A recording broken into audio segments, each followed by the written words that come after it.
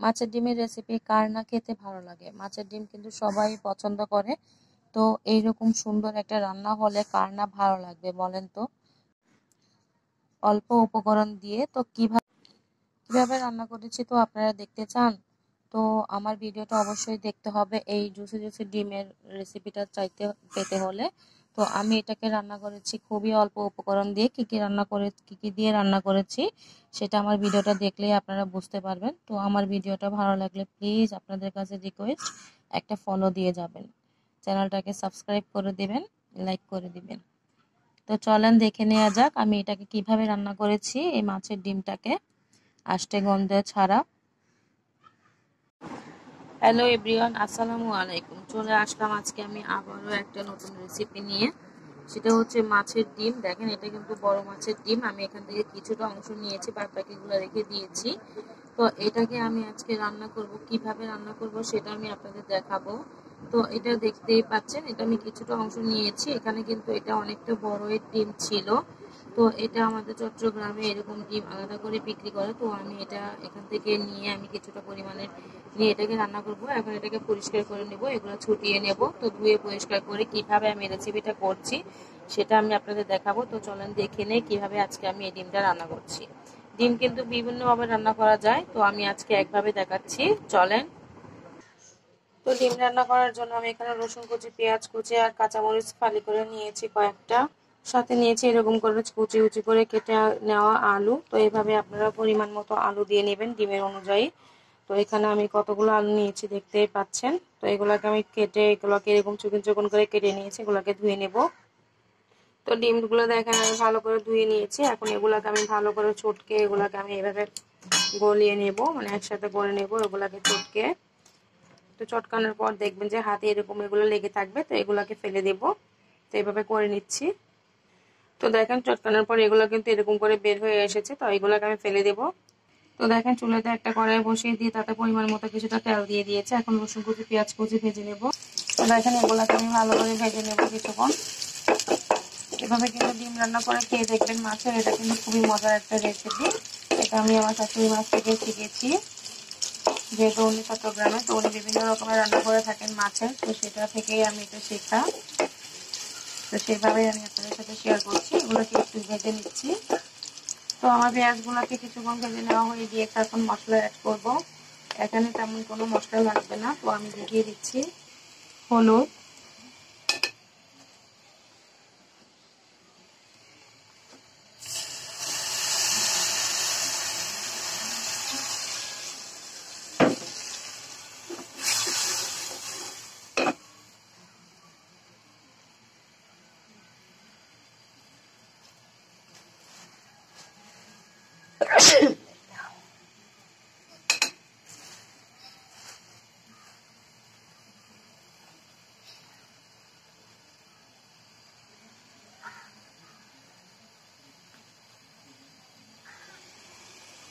এখানে আমি একটা মশলা অ্যাড করছি। তো এগুলোকে আমি ভালো করে কষিয়ে নিব। এখন কিছুটা পরিমাণে লবণ দিয়ে দিব। তো এই মশলা করতে করতে আপনাদের কাছে রিকোয়েস্ট, আমার চ্যানেলটাকে লাইক করবেন, সাবস্ক্রাইব করবেন, ফেসবুক পেজটাকে ফলো দিয়ে পাশে থাকবেন। কে কোথা থেকে দেখছেন আমাকে কমেন্ট করতে ভুলবেন না। এইভাবে রান্না খেয়েছেন কিনা সেটাও আমাকে কমেন্ট করে জানাতে ভুলবেন না। তো এটাকে আমি একটু কষিয়ে নেব। তো মশলাটা কষে গিয়েছে, এখন আমি আলুগুলোকে এখানে দিয়ে দিব। তো দেখেন এই আলুগুলোকে দিয়ে এখন আবার কষিয়ে নেব।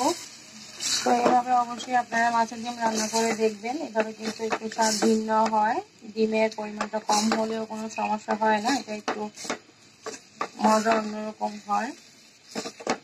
এগুলোকে একটু ভালো করে দেবো। এখন দিয়ে দিচ্ছি কাঁচামরিচগুলো। তো দেখেন আলুটা প্রায় কষে গিয়েছে। আমি এখানে কিছুটা মশলা ব্যবহার করছি, ম্যাগি। তো আপনারা অনেক সময় দেখা যায় হাতে অনেক সময় করা থাকে না, অনেক সময় কেউ করতে পারে আবার করতে পারে না। তো এই ম্যাগি মশলা কিছুটা পরিমাণে ব্যবহার করবেন, অতটা না। তো এখানে আমি এটাকে একটু মিশিয়ে দেবো। তো আমাদের এখানে যে মশলাটা পাওয়া যায় সেটা দিয়েও কিন্তু আপনারা রান্না করতে পারেন। চাইলে ওই মশলাটা যদি আপনারা সংরক্ষণ না করতে পারেন, সংগ্রহ করতে না পারেন, তাহলে এই ম্যাগি মশলাটা দিয়েও রান্না করতে পারেন।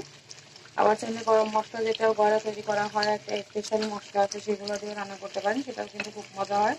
তো দেখেন এখানে আমি আলুগুলোকে একটু সিদ্ধ করে নিয়েছি, মোটামুটি ভাবে সিদ্ধ করা হয়ে গিয়েছে। এখন আমি একটু চাপিয়ে দেখাচ্ছি, এটা ভেঙে যাচ্ছে কিন্তু সিদ্ধ হয়ে গিয়েছে। তো চাইলে আপনারা হাতে বানানো মশলাটা দিয়ে রান্না করতে পারেন, অথবা পেঁয়াজ রসুন কাঁচামরিচ দিয়ে কিন্তু রান্না করা যায়, হলুদ মরিচ দিয়ে, কিন্তু এটা দিলে একটু মজা হয় বা মজা হবে না তা নয়। তো এখানে আমি এখন ডিমগুলোকে ঢেলে দেবো, আলুগুলো কিন্তু সিদ্ধ হয়ে গেছে। তো দেখেন চটকে রাখা ডিমের ভিতরে আমি কিছুটা পরিমাণে পানি দিয়ে দিব। তো এটাকে আমি আরেকটু গুলিয়ে নিচ্ছি, একটু পাতলা করে নিচ্ছি যাতে একদম দলা দলা পেকে না যায়। তো এগুলোকে আমি এখন এটাকে ঢেলে দিচ্ছি, ঢেলে দিয়ে কিন্তু নাড়াচাড়া করে ফেলতে হবে, না হলে দলা পেকে যাবে। তো দেখেন এটা কিন্তু এখন পাতলা আছে, কিছুক্ষণ পরে এটা একদমই ঘন হয়ে যাবে। তো এটাকে আমি এখন নাড়াচাড়া করে দিচ্ছি।